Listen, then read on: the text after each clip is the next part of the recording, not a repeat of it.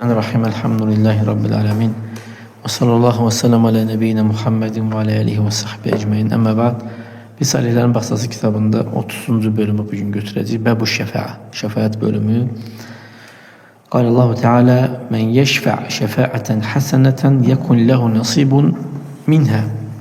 Kim yaxşı bir şəfaət edərsə də, onun da ondan payı olar. Açıklamalar gələcək inşallah bunların. Ebu Musa el-Eş'ari radiyallahu anhu'dan gelen hadiste demişti ki Nebi sallallahu aleyhi ve sellem ona bir ihtiyaç talep eden kes gelirse de o deyir oturanlara, Peygamber yanında oturanlara üst tutardı. Yüzünü söndürerdi ve derdi ki kim şefaatçilik eder, ecri olar, Allah Peygamberinin dilinden istediğini veya da sevdiğini ve başka rivayette istediğinin ihtiyacını ödüyor. Yani der ki daha doğrusu iş ve o şefaatçilik edin, yani vasitecilik edin manasındadır.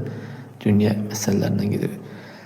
Tu'ceru, yani ecriniz olacaktır sizin. Ve yagdillahu ala lisan nebiyihi, Allah Teala peygamberinin dili ile istediğini ne yerdi, ihtiyacını ödeyerdi. Hadis Buxari Müslim'de. Başka bir hadiste, İbn Abbas'tan gelen hadiste Berire ve onun yoldaşının kıssasında Peygamber sallallahu aleyhi ve sellem Berire deyir ki beşe qaydasan ərindən boşanmaq tələb edir qadın. O deyir ki beşe qaydasan. O dedi ki Allah Resulü mənə əmr etsən, sual verir.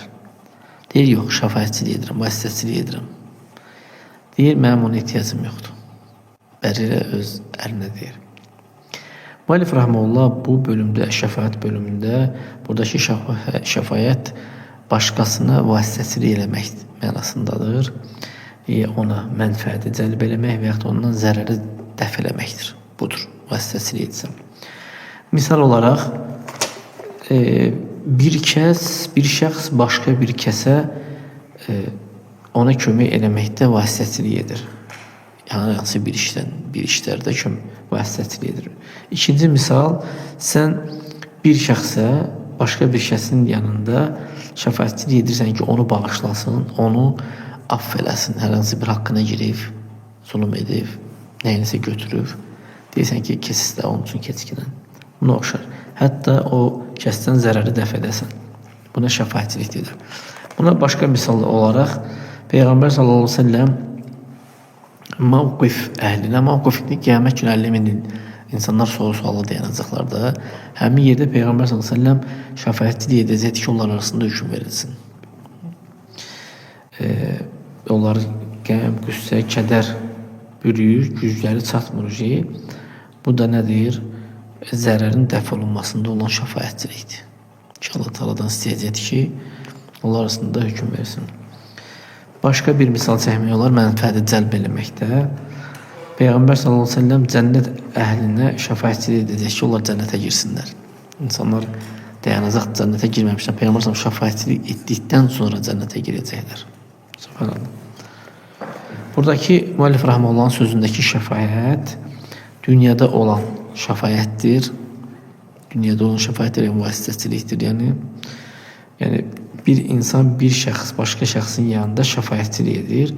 Yəni onun üçün mənfəəti cəlb edilməsini, zərərin dəf olunmasını vasitəçiliyi edir. Şəfaətin də qismləri var. Birinci qism haram olan qismdir, caizdir onu etmək. Bir şəxsə imamın yanında hər hansı bir vacib olan həddin şəfaətçiliyini edir. Hədd İslamda dedikdə zina edən daşqalaq olunması, oğurluq edən əli kəsilməsi, ölüm məsələsində hər hansı bir həddi məsələsindən keçilməz bir şeydir ki, Allahın hökmüdür.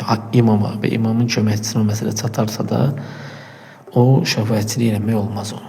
Yəni bək eləmək insan belə olmaz, haramdır. Bu haram olandır. Məsəl üçün bir kəsi əl kəsmək vacib olubdur. həddinə gəlib çatıbdır. Məsələ çatır imama, imamın köməkçisinə. Bir insan da istəyir ki, bu oğurluq edən kəsə şəfaətçilik eləsin ki, onun əli kəsilməsin. Bu haramdır. Peyğəmbər sallallahu aleyhi ve sellem onu böyük bir inkarla inkar etmiştir. O vaxtı əmr eləmişdi ki, Məxzumiyyə qadının əlinin kəsilməsini, o Məxzum qəbiləsindən, Bəni Məxzumdan olan bir qadın idi. Onun ərəblərin qəbilələrinin içindən şərəfli qəbilələrdən biridir. Məxzum qəbiləsi, Bəni Məxzum. Əmr edir ki, onun əli kəsilsin. Niyə? O insanlardan nəsə götürərdi, qab, qaşıq, buna oxşar nələrsə götürərdi, sonra inkar edərdi. Götürüb faydalanmaq üçün nəsə səndən gəri götürür, sonra inkar edirdi. Məsələn, işini götürməmişim. Beləsi bir haldaydı. Allah Nəbi sallallahu aleyhi ve sellem əmr edir ki, onun əli kəsilsin. Bu Qureyş buna çox diqqət yetirir. Qureyş, bu nətər ola bilər ki, Məxzum, Bəni Məxzumdan olan bir qadın onun əli kəsiləcək. Bu böyük bir biabırçılıqdır da. Beləncə diqqət yetirir məsələyə. Və fikirləşirlər ki, bizim üçün Allahın Resulü sallallahu aleyhi ve sellem yanında kim şəfaətçilik edə bilər? Oturub fikirləşirlər. Ən yaxın insan axtarırlar. Deyirlər ki, ona ən yaxın olan kəslərdən də biri Usame ibn Zeyd ibn Harisə odur. Usame ibn Zeyd kimdir? Zeyd Peyğəmbər sallallahu aleyhi ve sellemin qulu olubdur. Qulu olubdur. Onu da ona kim veribdir? Zövcəsi Xədicə. Ona Peyğəmbər sallallahu aleyhi ve sellemə vermişdi. Sonra Peyğəmbər sallallahu aleyhi ve sellem onu azad edir. Həmin Zeydi azad edir. Onu sevir və onun oğlu Usaməni də sevirdi Peyğəmbər sallallahu aleyhi ve sellem. Və Usame gedir Peyğəmbər sallallahu aleyhi ve sellem yanına bu qadın üçün şəfaətçilik, vasitəçilik eləməyə ki, hətta onun əlini kəsməsin. Nəbi sallallahu aleyhi ve sellem ona inkar sualı qoyur.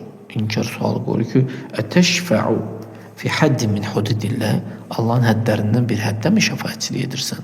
Bu sualı qoyur. İnkar olaraq bunu qoyur. Sonra durur insanlara xutbə verir. Deyir, ey insanlar, sizdən öncəkilər deyir, həlak edən nə oldu? Onlardan deyir, şərif olan oğurluq etdikdə onu tərk edərdilər. Yəni, adlı, sanlı, qəbilədən tanınanda imkanını tərk edirdilər. Əgər zəif olanı oğurluq etdikdə ona hədd tətbiq edirdilər. Sizdən öncəkiləri bu həlak edibdir. Allaha and olsun. Muhammedin qızı Fatimə olsa belə, oğurluq eləsə belə onun əlini kəsərdim.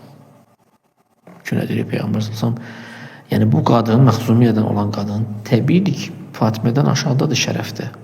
Nəsəbdə də, şərəfdə də aşağıdadır. Buna baxmayaraq Peyğəmbər sallallahu deyir ki, Muhammedin qızı oğurluq eləsə belə onun əlini kəsərdim. Burada niyə bu sözü deyir? Şəfaət bölümündə bu Allahın həddlərindən bir həddə vasitəçilik eləməyi imama çatdıqdan sonra qapını bağlamaqdan ötər edərdi bunu. Yəni, məsələ imama çatıbsa da getdi. İmama, imamın köməkçisinə. Amma ona kimi insan deyək ki, məsələn, sən kimsə gəldi, nəyinsə oxuradısa aid. Sən vasitəçilik edə bilərsən ki, imama demə bunu. Məsələn, imama çatdırma. Bunu edə bilərsən. Keçkinlə. Amma imama çatdısa da, eləyənmərsən sanma. İmamın lazımdır ki, onu tətbiq eləsin.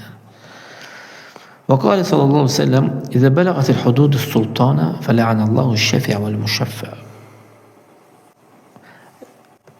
Həddlər sultana çatsa, Allah şəfaətçilik edənə də şəfaət olunanı lənət eləsin.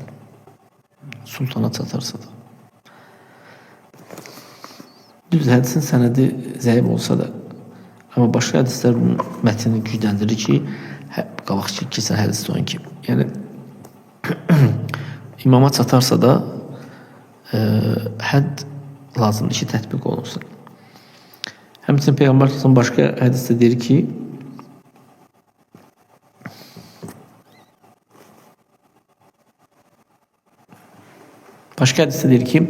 "Mən haləti şəfəatuhu dun haddin min hududillahi fəqad daddallahi fi əmrihi." Yəni, kim Allahın həddlərindən bir həddə şəfaətçilik edərsə də artıq Allahın əmrində zidd olmuş olar. Və yaxud da bəddua edir ona. Nə deyir? Deyir ki, Safvan ibn Umeyyənin bir dənə paltarı olub, başının altına qoyur, yatır onu. Onu uğurluyorlar. Yəni məsciddə balış kimi qoyur, belə bükür insan paltarını baş altına qoyur da. Bir kişi gəlir onu uğrayır. Peyğəmbər sallallahu əleyhi və səlləm əmr edir ki, həmin oğrunun əli kəsilsin. Bax gör o nə uğramışdı? Rida nədir? İnsan üstdən geyindiyi bir ehramda aşağıda izardır, yuxarıda ridədir. Üstdən geyindiyi bir kostyum deyək. Başa yaram qalır. Əmr edir bunun əlini kəsilməyə. Deyir ki, həmin Safvan deyir ki, Safvan ibn Umeyyə, ey Allahın Rəsulu, mən paltarımı istəmirəm. Yəni oğurluq edənə ürəyə yağdırdığına ki, əli kəsiləcək və şəfaətçilik edir ki, onun əli kəsilməsin. Peyğəmbər sallallahu əleyhi və səlləm deyir ki, Həl kənə zəlikə qablə ən tə'tiyəni bihi, yəni sən bunu mənim yanıma gətirməmişdən öncə elə bilməzdinmi? Yəni gətiribsən, tətbiq olunacaq. Amma gətirməyən kimi istəməyə bilərdin, deyərlər ki, istəmirəm paltar. Məsələn, sultana da qaldırmazdın. Yəni sən bundan öncə bunu mənim yanıma gətirməmişdin, amma bağışlaya bilərdin. Lakin hədd sultana çatdısa da, həddlər sultana çatdısa da lazımdır ki, o yerinə yetirsin və şəfaətçilik eləmək də haramdır həmin vaxt. Bu birincidir. Demək, şəfaətçilik eləmək, vasitəçilik eləmək haramdır. Hansı halda bildik. İkincisi, bir şeydə, haram olan bir şeydə şəfaətçilik eləmək. Məsələn, bir insan qardaşına həddi aşan insan üçün şəfaətçilik edir. Yəni bilirik ki, məsəl olaraq bu kişi bir qıza nişan düşübdür, onu nişanlayıbdır həmin kəsdən öncə. Həmin nişanlı qadına, yəni icazəli deyil ki, bir nəfərə gedib onu neynəsin, təzədən nişanlasın. Bu icazəli deyil. Bir kişi də gedir, başqa bir kişi də gedir, deyir ki, ey filan, mən istəyirəm ki, sən mənə falan qızın valideynin yanında şəfaətçilik edəsən ki, qızını məndən evləndirsin. Yəni nişanlı onunla qaytarsın, məndən evləndirsin. Və bilir ki, bundan öncə başqa qardaşı gəlib, onun nişanlıyıbdır, yəni bunu bilir. Yəni buna icazəli deyil ki, gedib o kəs üçün şəfaətçilik eləsin. Desin ki, qızın nişanlını qaytar, qoy, ver falan kəsə, üstünlüklərini sayacaq, imkanı var falan şey var falan. Olmaz, haramdır yəni. Bu şey qeyb şəfaətçilik etmək olmaz yəni. Bu haram olan şəfaətdir. Bu günah və düşmənçilik üzərində köməkləşməkdir. Bu haram şəfaət də budur. Allah Subhanahu taala deyir ki: "Və təavanu alel birri və təqva." Təqva və xeyir üzərində köməkləşin və la təavanu alel ismi vəl udvan. Düşmənçilik və günah üzərində köməkləşməyin. Həmçinin bir kişi gəlir, bir kişiyə də ey filan kəs, mən istəyirəm ki, səndən siqaret alım. Biri gəlib siqaret almaq istəyir. Və o da boyun qaçırır. Deyir ki, yox, belə eləsən, satarımsa. Sonra deyir ki, git falan kəs, birine deyir ki, git falan kəsin yanında mənə şəfaətçilik elə ki, onu biraz aşağı mənə versin. Mənə ancaq baha qiymətə satmaq istəyir. Olmaz. Sən gedib o siqaretə görə və bunun da qiyas olan haram nə varsa da şəfaətçilik eləyənmərsən ki, bunu buna ucuz verginin. Bu caiz olmayan bir şəfaətdir. Çünki günah və düşmənçilik üzərində köməkləşməkdir. Üçüncü qismi isə mübah olan bir şeydə vasitəçilik eləmək, şəfaətçilik eləmək. Burada heç bir işgal yoxdur. İnsan bu əksinə bunda savabı, əcri vardır. Yəni bir şəxs gəlir sənin yanına və deyir ki, biri məsəl üçün ev tikmək istəyir, ev qurmaq istəyir, bunu oxşarını eləmək istəyir. Ona deyir ki, bu qiymət azdır. Fəyədhəbu səimu ilə şəxsin səri. Sonra gedir üçüncü şəxsin yanına. Deyir ki, falan kəsin yanında, evin sahibinin yanında. Mənə bir ev satırlar ki, düzəldir, mən ev almaq istəyirəm. Bu da evi baha satır. Gedir onu deyən ki, evi mənə ucuz satsın. Bəlkə ucuz satar mənə. O da gedir şəfaətçilik edir. Bu caiz olan bir şey deyir, qardaş. Tanıyıram, satana belirlər, məsələn, imkanı yoxdur və yaxud da bunu şəfaətçilik edir mümkün. Buna görə belə elədiyi halda savab qazanır. Sən belə elədiyin halda savab kazanırsan buna. Bunun için de Peygamber sallallahu aleyhi ve sellem diyor ki: "İzâ sahib hacetin", daha doğrusu Peygamber sallallahu aleyhi ve sellem yanına ihtiyaç sahibi gəldikdə o dönərdi öz ashablarına baxardı Peygamber sallallahu aleyhi ve sellem belə. Deyərdi ki, şəfaətçilik edin, tucaru, əcr qazanacaqsınız. Allah Teala onun dili ilə istədiyinin ehtiyacını ödüyordu. فهنا يأمر عليه الصلاة والسلام أصحابه أن يشفعوا لصاحب الحاجة. Yani burada Peygamber sallam öz ashablarına əmr edərdi ki, ehtiyac sahibini şey eləsinlər, ehtiyatını ödəsinlər. Özü şəfaətçilik edirdi yəni. ومثل ذلك أيضا لو وجب لك حق على الشخص ورأيت أنك إذا تنازلت عنه هكذا ربما استخف بك في المستقبل وانتهك حرمتك. Misal üçün, sənin bir kəsin yanında bu haqqın vardı. Vacib olubdur o haqq, çatıbdır, haqqın vardı. Və sonra sən əgər bu şəxsə haqqını keçəsi olsan, ola bilsin ki, həmin kəs səni gələcəkdə boş sayar səni, yüngül sayar və sənin hətta hörmətinə toxunar.